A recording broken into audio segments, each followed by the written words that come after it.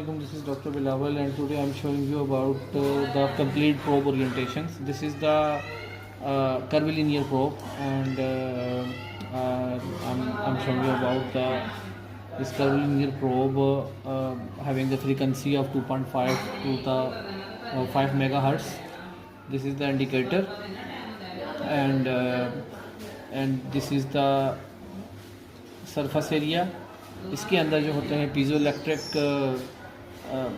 Quartz होते हैं, piezo electric crystals होते हैं, ठीक है, तो जो कि डीप स्ट्रक्चर को देखने के लिए यूज़ होते हैं, जो कि साउंड एनर्जी इलेक्ट्रिकल एनर्जी को साउंड एनर्जी में कन्वर्ट करते हैं।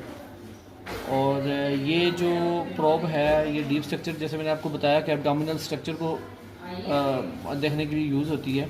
तो अब सबसे पहला पॉइंट ये है कि इसको अपने पकड़ना कैसे है।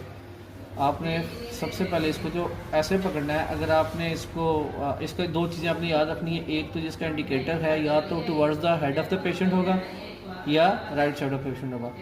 If it is the toward the head of the patient then your index finger is toward the indicator, and if it is the right side of the patient then your thumb is toward the index finger and index finger is crossing over here. तो ये जो है इसको हमने कैसे रखना है ये चीज़। और दूसरे नंबर पे जब भी आपने आपने कोई भी चीज़ देखनी है तो उसको ऐसे मूव नहीं करना, इसको हमेशा एंटी क्लॉकवाइज मूव करते हैं ताकि आपके about toward the head of the patient हो तो ये right side of the head of the patient हो।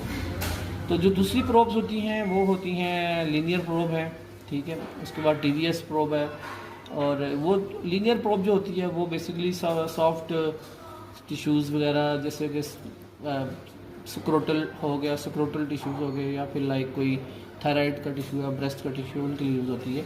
और ये प्रोब जो है डीप स्ट्रक्चर एब्डोमिनल स्ट्रक्चर के लिए यूज़ होती है। फ्रीक्वेंसी 5 हर्ट्ज, मैंने आपको बताया 2.5 to 5 मेगा हर्ट्ज तक इसकी फ्रीक्वेंसी है।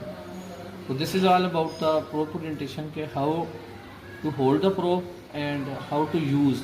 एंड स्पेशली ये इंडिकेटर जो है, ये आपको जो डॉट नज़र आ रहा है, this indicator is very important. This indicate the toward the head और right side of the patient. Thank you.